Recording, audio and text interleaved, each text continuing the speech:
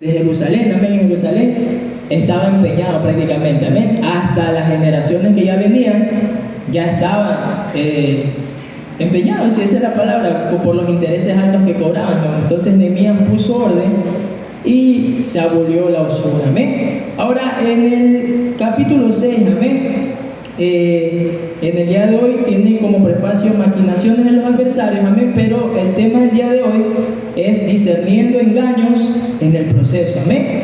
Entonces, ¿por qué, amén? Porque todo este capítulo 6, amén, y desde que empezamos el capítulo 1 hay un solo proceso, mi hermano. Usted sabe que la misión de Nehemías, ¿cuál era? Reedificar los muros, amén.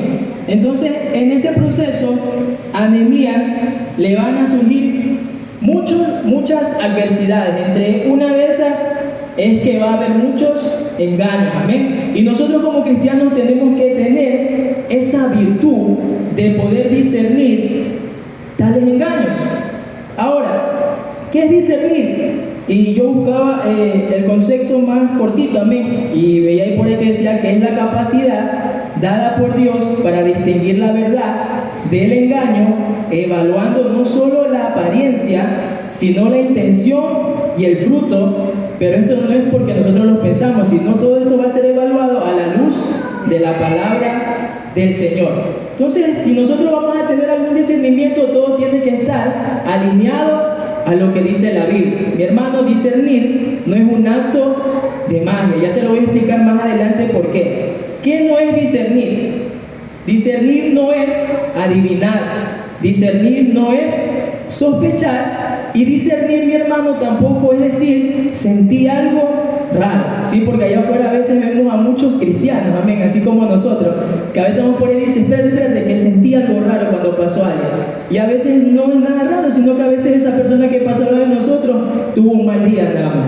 Pero ya dijimos que el Espíritu Santo me hizo sentir algo malo y creemos que discernimos. Entonces eso no es discernir. Discernir es distinguir o reconocer con criterio espiritual, amén, con criterio espiritual. Puede ir conmigo a Hebreos 5:14. Hebreos 5:14. Amén. Y dice, pero el alimento sólido es para los que han alcanzado la madurez, mi hermano. Esto es para los que han alcanzado la madurez, para los que por el uso tienen los sentidos ejercitados. ¿En qué? En el discernimiento de porque sintió algo malo, no, acerca del bien y del mal. No se puede discernir, mi hermano, sin antes no tener claro qué es lo bueno y qué es lo malo. ¿Y qué es lo básico dentro de los caminos del Señor? ¿Y qué es también lo más complejo? Es alinearse a lo que Dios establece a la luz de su palabra. Cuando, mi hermano, ya tengamos sentado, ahora sí, las bases de qué es lo bueno, empezando por lo más fácil y qué es lo malo, ahora sí vamos a poder alinearnos conforme a lo que dice su palabra. Entonces, discernir no es otra cosa que alinearnos a lo que está escrito aquí en la Biblia. Y para poder discernir y alinearnos, tenemos que establecer muchos conceptos. Y entre eso es lo malo y lo bueno. Ahora, ¿por qué le digo esto? Porque allá afuera hay mucha gente, amén, Alaya está muy efusiva, me distrae. Allá afuera hay mucha gente que estamos siendo engañados y no discernimos, y me alarmaba yo. ¿Por qué? Porque si bien es cierto, no me gusta y no estoy alineado a lo que predica Dante Gebel ahora último, porque ahora último Dante Gebel a los que dicen seguir la sana doctrina les dice evangeloides y les dice que son de la secta evangélica y que gracias a Dios él ya no pertenece a esa secta evangélica. A los que lo siguen bien, yo no me creo tan seguidor, pero sí estoy al tanto de lo que este varón está haciendo. También lo seguía antes cuando era más joven, que su mensaje era muy diferente. Pero ahora último en esta semana usted tiene que estar también al tanto como yo, porque nos gusta la farándula un poco. Pero en Colombia acaba de fallecer un cantante de música secular que se llama Jason Jiménez, un cantante muy joven, igual a mí, de 32 años, amén, que falleció, y el día miércoles 14 le hicieron un homenaje en el Movistar Arena de Colombia.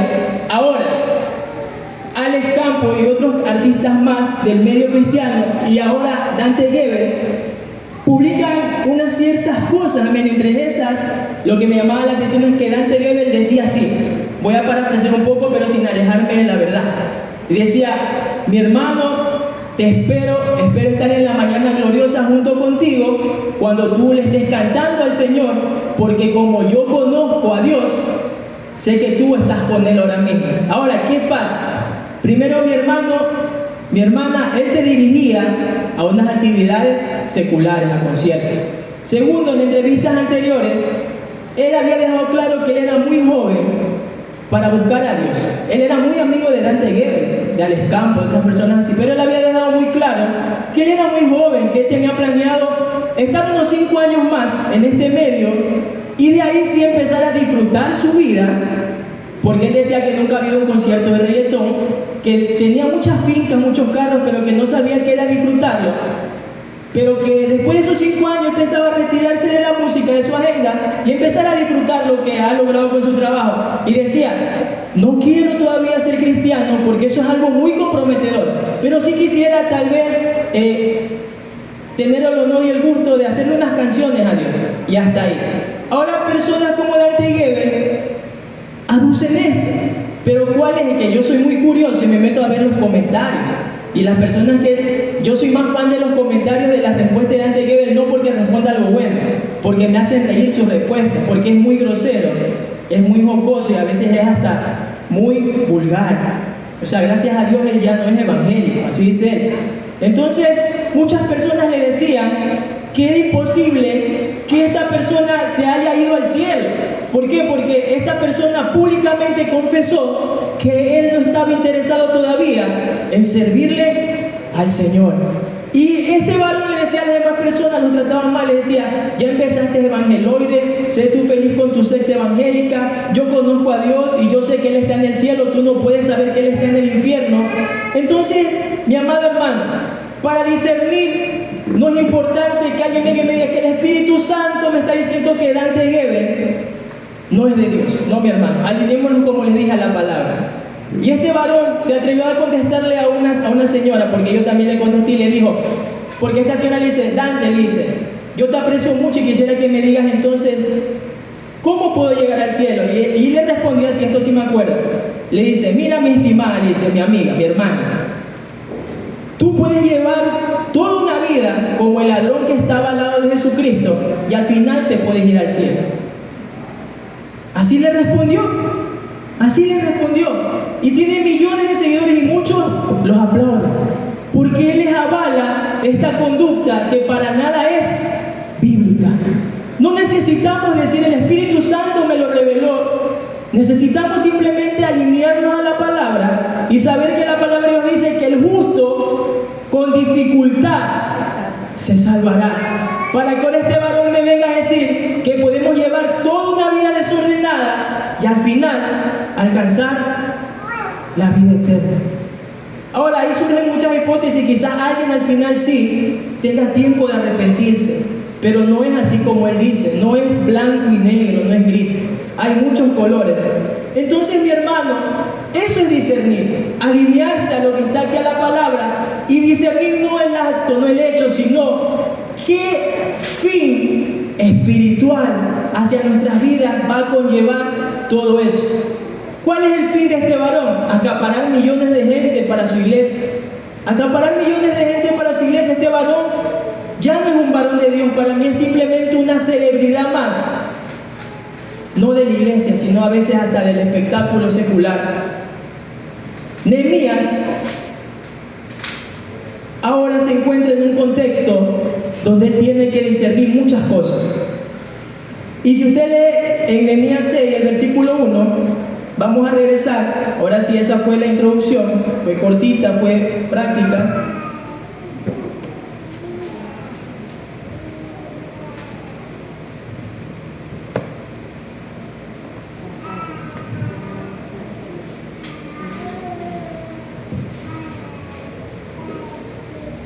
Amén. Cuando oyeron Sanballat y Tobías y Gesén el árabe y los demás de nuestros enemigos, como les dije, hay que establecer y determinar el bien y el mal. El primer paso para nosotros, hay que establecer como cristianos nuestros enemigos. Nehemías como primer paso tenía establecido quiénes eran sus enemigos. ¿Quiénes eran los enemigos de Nehemías? Sanballat, Tobías y Gesén el árabe. Le pregunto a usted, ¿quiénes son nuestros enemigos? ¿Quién es su enemigo? ¿Quién es mi enemigo? La Biblia no tiene un versículo claro, pero tiene varios versículos en Santiago, en Primera de Juan, en Primera de Pedro, en Romanos, donde establece tres enemigos claros para el cristiano, para el alma del cristiano, que es el mundo, la carne y el demonio. Y esto me hace acordar algo, y tenemos que ser maduros, ¿verdad? Porque leíamos en Hebreos 5, ¿verdad? 14, que este alimento sólido es para los que ya tienen la madurez.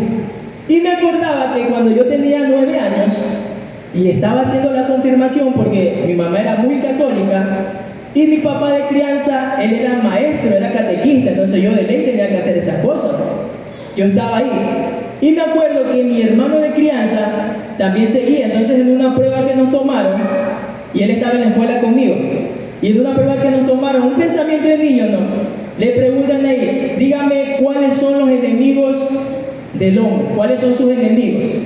Y teníamos que responder, mundo, demonio y carne.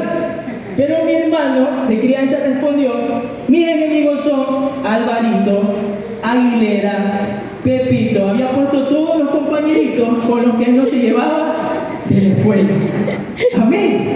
Y mi mamá y mi papá, cuando vieron eso, en vez de enojarse, se rieron. Sí. Entonces, a veces no somos tan maduros. Amén. A mi hermano y a mí nos habían enseñado en catecismo que nuestros enemigos eran el mundo, la carne y el demonio, pero es que éramos unos niños inmaduros. Y yo me imagino a Dios a veces así mismo hablándonos, haciéndonos entender muchas cosas, pero cuando nos van a tomar la prueba, probablemente seamos como mi hermano que le conté y ponemos cosas muy inmaduras, ¿verdad? Que a la larga, quién sabe, ¿no? Y hasta Dios se esté hasta riendo, no digo, puede ser que no sea así. Pero esto es muy importante, mi hermano. Nehemías había establecido sus enemigos, amén. ¿Por qué es necesario establecer nuestros enemigos y tener claro qué es el discernimiento y usarlo bien? Sigamos leyendo el versículo 2. Sanballat y Gesén enviaron a decirme, ven y reunámonos en alguna de las aldeas en el campo de Ono. Mas ellos habían pensado hacerme mal. Y en el 3, y ahí viene lo muy importante. Y les envié mensajeros diciendo, y esto es lo que Dios le dice hoy día en esta noche, yo hago una gran obra y no puedo ir, porque cesaría la obra dejándola yo para ir a vosotros. Entonces Nehemías tenía algo claro, que él estaba haciendo una gran obra, no era una obra. Y yo me ponía a pensar, ¿por qué una gran obra? Porque Nehemías era el copero del rey de Persia, el imperio que dominaba en ese entonces el mundo. No era una persona normal, él ya hacía una obra importante. Pero él se da cuenta en este contexto que él ya no está haciendo la obra. Ahora él está haciendo una gran obra, porque era algo que venía del corazón de Dios, reedificar los muros caídos. En esta noche definamos quiénes son nuestros enemigos y convenzamos, y vamos a convencernos de que nosotros estamos haciendo una gran obra. Ahora yo le pregunto a usted, ¿usted sabe cuál es la gran obra que Dios le ha encomendado? Nehemías sabía cuál era la gran obra: reedificar los muros. Quizás yo sé cuál es la gran obra que Dios me ha encomendado, pero usted sabe cuál es la gran obra. ¿Por qué le digo? Porque hay muchos hermanos, y ahí me encasillo yo, que a veces no sabemos para qué Dios nos ha llamado aquí. Amén. O solamente el hermano Abel ha pensado así. Amén. Yo lo he pensado muchas veces, Señor, ¿para qué me llamaste? ¿Para qué yo te puedo ser útil? Pero hay que saber que Dios nos ha llamado para una gran obra. Y por eso es necesario identificar nuestros enemigos, alineados a la palabra, discerniendo esa intención espiritual, que nuestro enemigo es Satanás.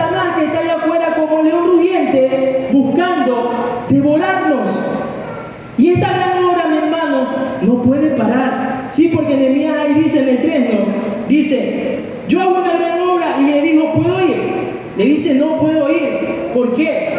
Porque si no, esta gran obra va a detenerse. No se puede detener, mi hermano, esta gran obra. Yo no sé si usted sepa, quizás, porque quizás alguno de aquí se ha de saber para qué el Señor lo llamó y para cuál es esa gran obra.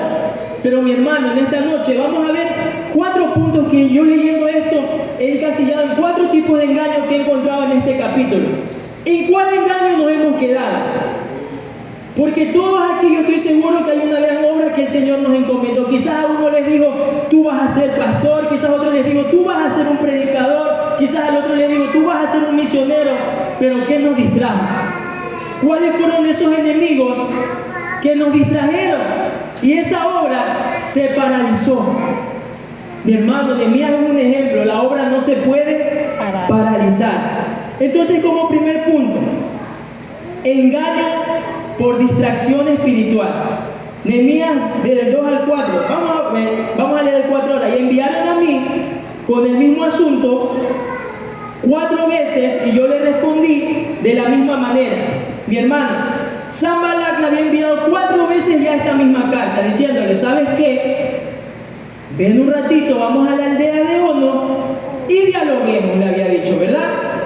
4 veces le envié esto, pero Nehemías, rápidamente reconociendo que ellos eran sus enemigos, él dijo, ¿sabes qué? Estos me quieren hacer el mal, ¿verdad? Estos me quieren hacer. En el versículo 2 usted puede ver ahí, al final dice, mas ellos habían pensado hacerme mal. Nehemías estaba discerniendo.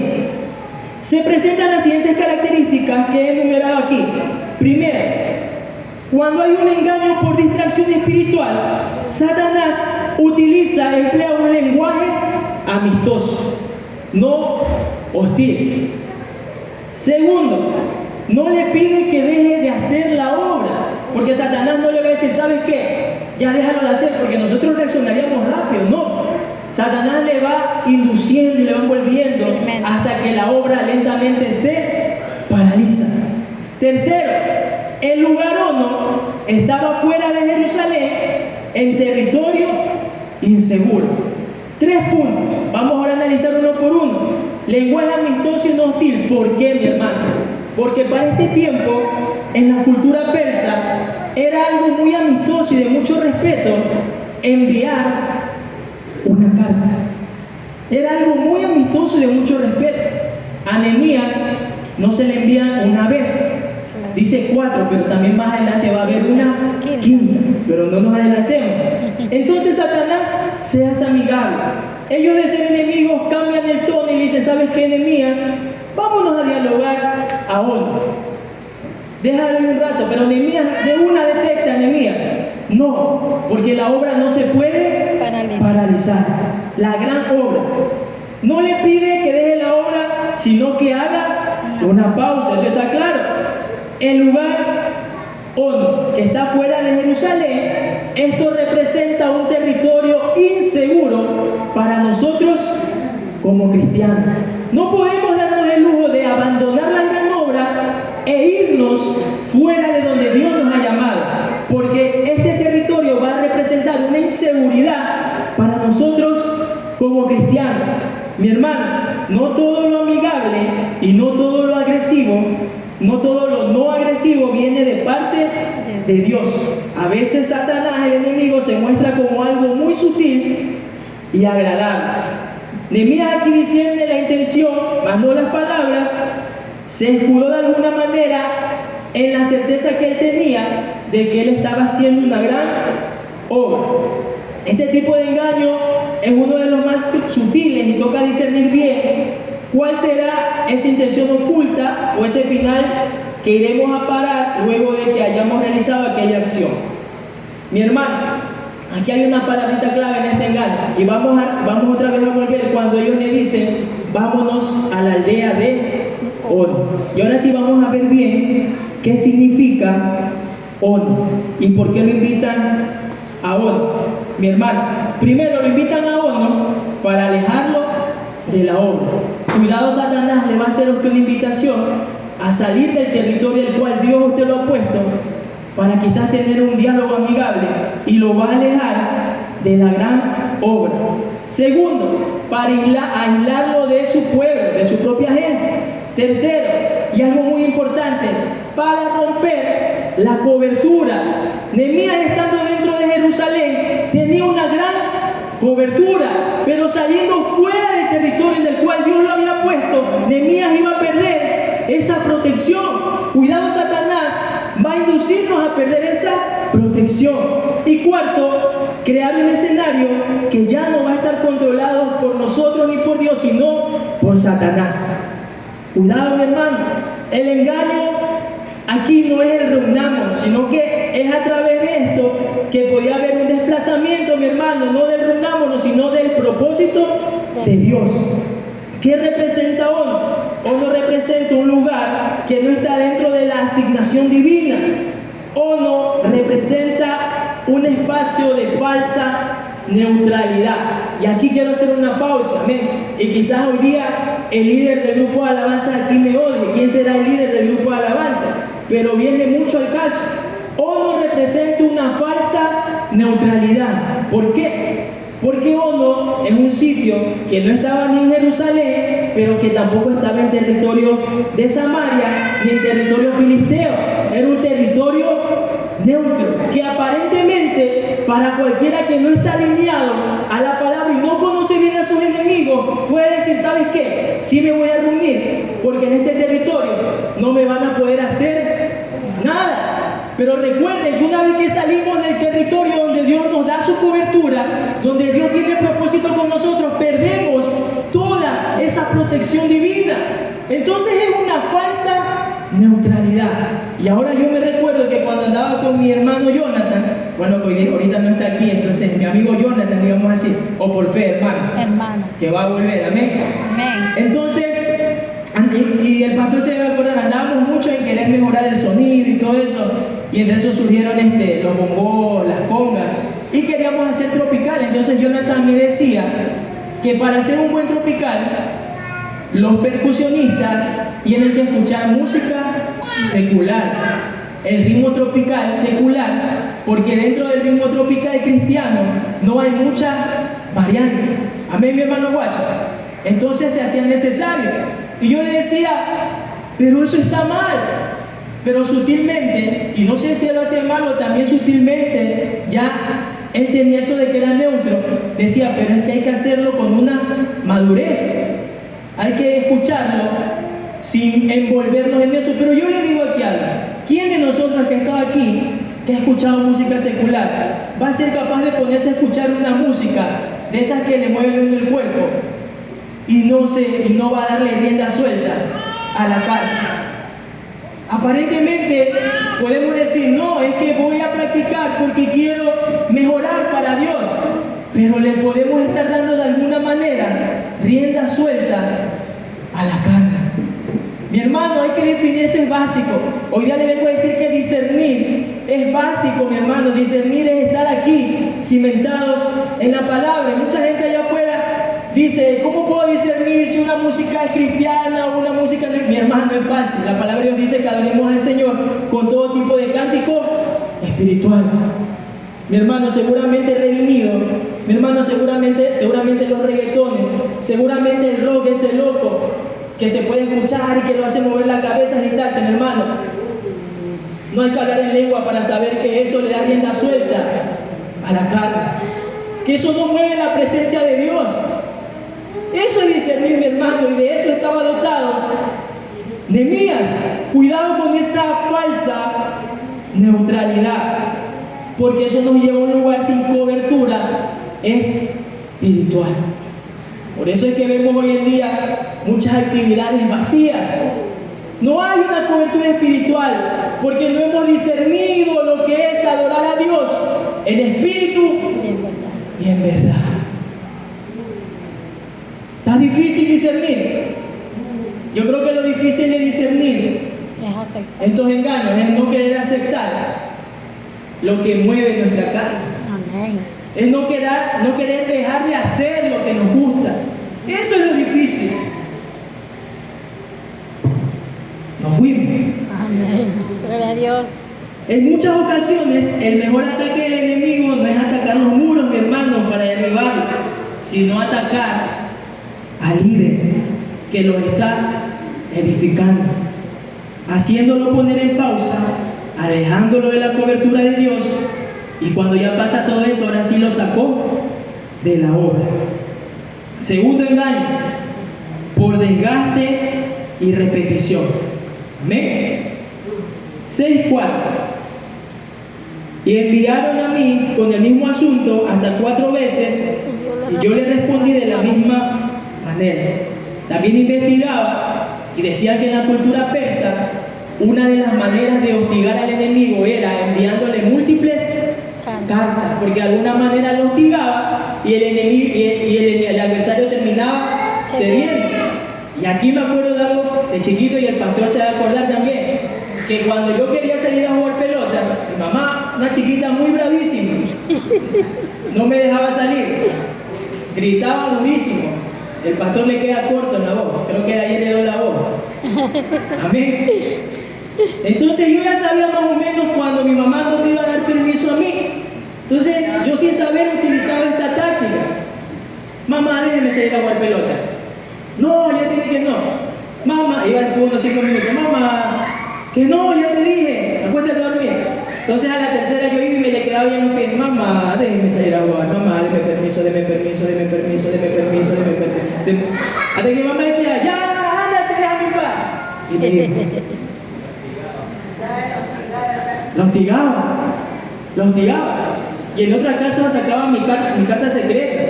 Ya cuando yo no podía con el hostigamiento, lo hostigaba con el pastor. Misael, anda, pídele tu permiso, porque tú nunca le pides permiso. Es verdad. ¿Se acuerda, pastor? Y nos daban permiso. En la diplomacia persa, la insistencia buscaba doblegar por cansancio al enemigo, al adversario. Ciertamente mi mamá no era mi adversaria, pero yo la terminaba doblegando. Dame permiso, ándate, déjame en paz. El enemigo así a veces es con nosotros. Nos insiste. El pastor no te quiere, el líder no te quiere, no te saludó. No es que sí me saludó, no te saludó. No es que está ocupado, no te saludó. Es verdad, no me saludó. Y se dañó el corazón y nos apartamos de la gran obra. Mi hermano, repetir una mentira no la hace una verdad, solamente hace que esto sea familiar. Hace muchos años todo el mundo repetía y decía que la tierra era plana al principio, era plana. Y esto no era verdad, pero sí que se hizo muy familiar hasta que después vinieron ahora sí las teorías y la tierra era redonda, geoide, achatada en sus polos. El enemigo, a través de su persistencia, busca agotarnos emocionalmente, busca agotar nuestras emociones, mi hermano. Pero el Señor le recuerda lo que está en Mateo 11, 28 y 29. Y usted lo sabe muy bien. Bendiga a mí todos los que estén cansados, ¿verdad? Trabajados y cargados, porque Dios, ¿qué va a hacer? Nos va a descansar. Entonces yo creo que este punto ha quedado claro, ¿verdad? El engaño a través de la repetición. ¿Qué también discernir eso, mi hermano? Hay que discernir eso. Recuerden, aquí dentro de la iglesia el pastor nos ama a todos. El que nos está liderando no es nuestro enemigo, somos un solo cuerpo. Dice la palabra de Dios que el buen pastor da la vida por sus ovejas.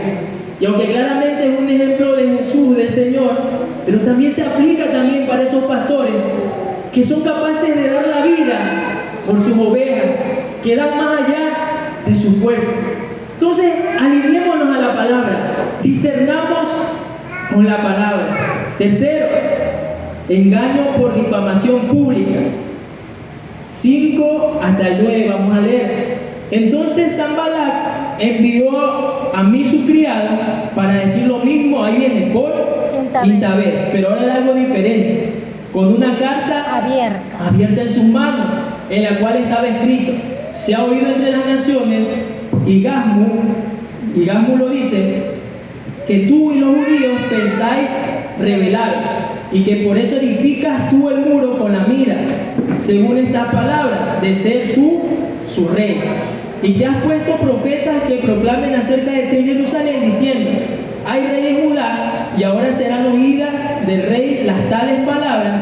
Ven, por tanto, y consultemos juntos. Entonces envié yo a decirle: no hay tal cosa como dices, sino que de tu corazón tú lo inventas, porque todos ellos nos amedrentaban, diciendo: se debilitarán las manos de ellos en la obra y no será terminada. Ahora pues, oh Dios, fortalece tú mis manos.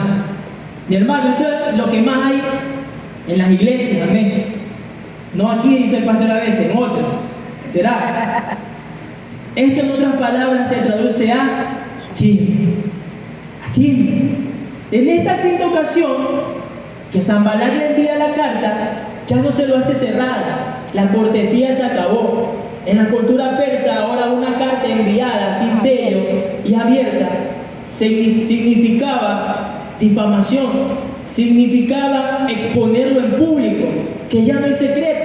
Entonces, desde la misma persona que iba transmitiendo el mensaje, llevando la carta, aunque no la quisiera leer, ya la iba leyendo. Entonces ya todos sabían, y ya estaba difamado Nehemías, de que él quería reedificar estos muros, porque él quería proclamarse rey. Un chisme. Pero Nehemías, que sí que ora bastante, porque en el capítulo 1 vemos que antes de presentarse al rey, él va y ora, ¿verdad?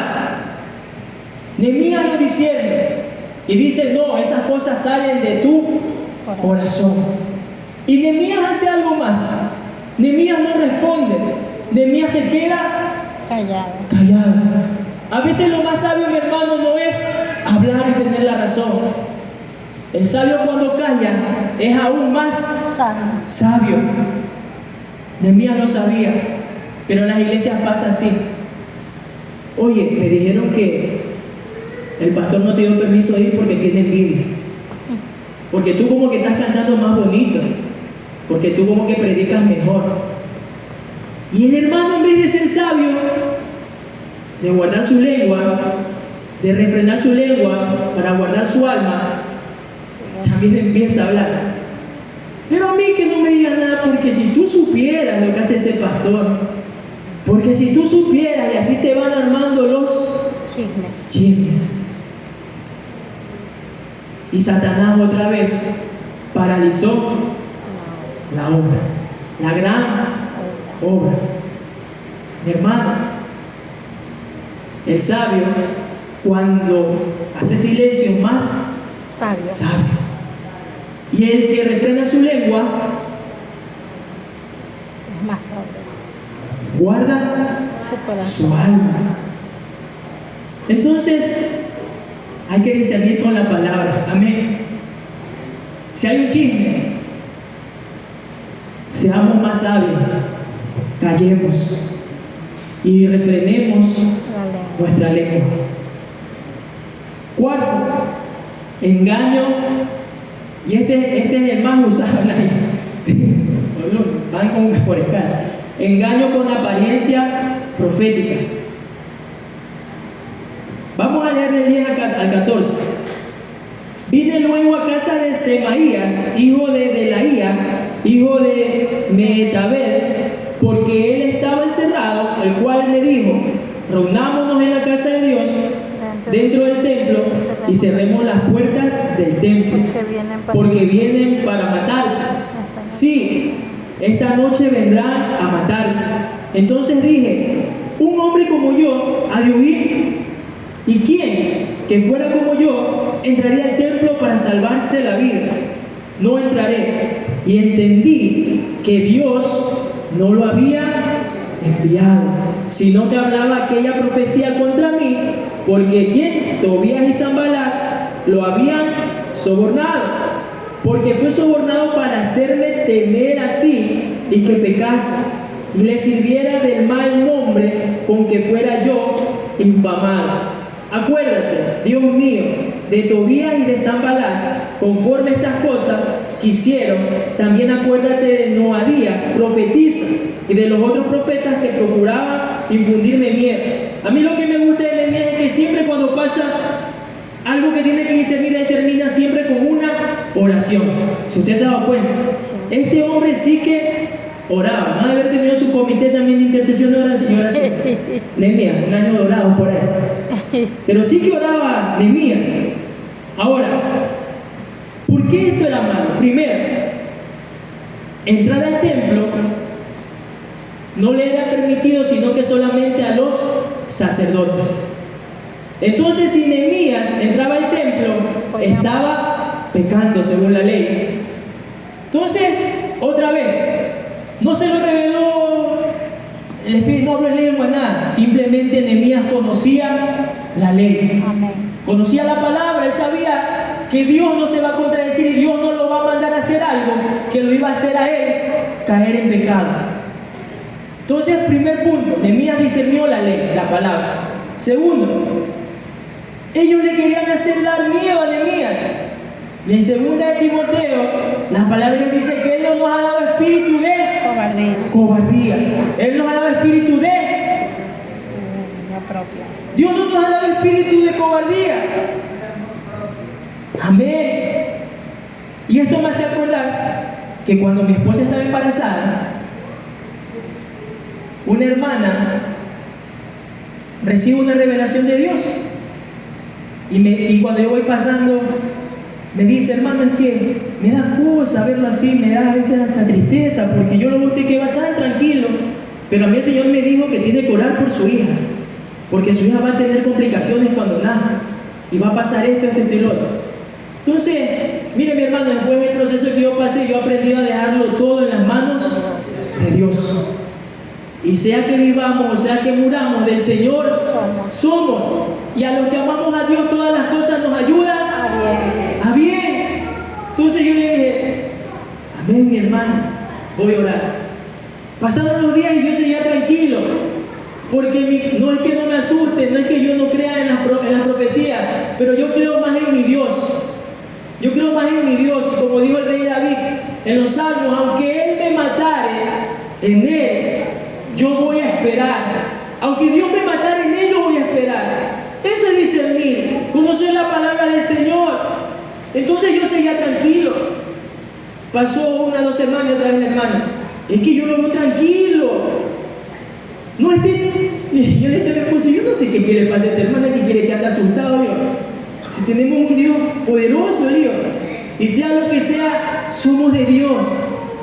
Pasó más tiempo y otra vez, y yo ya me estaba enojando yo, porque yo le digo, no es que yo le decía a mi esposa, es que no es que yo le haga menos, le digo, a mí yo le creo si es de Dios, pero yo estoy orando y ya sé que mi hija está en manos de Dios. Y lo que pase con mi hija no es la voluntad de ella, ni la mía, ni nadie, sino la voluntad de Dios, y la voluntad de Dios es buena y agradable. Entonces quedamos ahí. Yo dije, bueno, ya pasó 1 o 2 meses, la hermana se olvidó, amén, gloria a Dios. Después cogió a una tía mía. ¿Por qué me di cuenta? Porque viene mi tía y me dice, mi tía se me asustar. Es que hay que hacer un ayuno, hay que hacer una oración, algo. Porque a mí me dijo una hermana que es profeta de Dios y que Dios lo usa mucho, que a tu hija le va a pasar a la tía. Tranquila, le digo, somos de Dios. Dios es el poderoso. Mi hermana, cuidado con esas profecías. Cuidado con esas profecías que a veces no vienen de parte de Dios. Esta es la mejor profecía que hay, mi hermano. Miren, la palabra de Dios. Cualquier cosa que esté fuera de la palabra de Dios no vale. A mí me puede venir a hablar el hermano que más en lengua hable, pero si lo que él me dice no está aquí en la palabra de Dios, no vale. Oiga, y mi hija nació. Bueno, yo en un momento pensé que Satanás iba a jugar con mi mente, porque cuando mi esposa le contaba, cuando mi hija nació hubo por ahí unos exámenes malos, Y mi esposa hasta se asustó y lloró porque pensábamos que a la bebé la iban a mandar en cuidados intensivos. Y la bebé estaba bien, estaba fuerte, estaba cachetona, cara rosada. Amén. Ahí, yo le digo a mi esposa, le digo, pero está bien, está tranquila. Y nos fuimos. Estuvo el tiempo que tuvo que estar y nos fuimos. Mis hermanos, ¿por qué es importante discernir los engaños en medio del proceso? Porque Dios tiene un gran propósito con cada uno de nosotros. Hay una gran obra. Solamente usted sabe a lo que Dios le ha llamado. Cuidado, nos distraemos. Cuidado, el enemigo nos va a repetir muchas veces una mentira y no va a terminar siendo verdad, sino que la vamos a tomar como algo familiar de nosotros. Cuidado, algún chisme nos daña el corazón y no refrenamos nuestras lenguas. Y cuidado, algún profeta va a venir a profetizar algo que no es de Dios. Al final de esto, si usted sigue leyendo, dice que Nehemías se tarda 52 días y termina de reedificar los muros.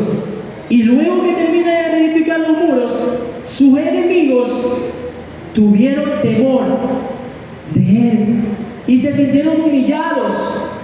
Y Nehemías reconoció que aquella gran obra no venía de él, sino que venía de Dios.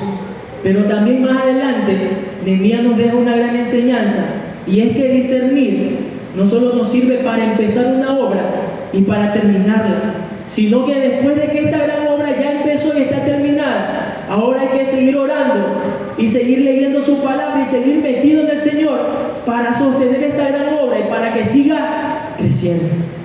Mi hermano, ¿se puede poner de pie?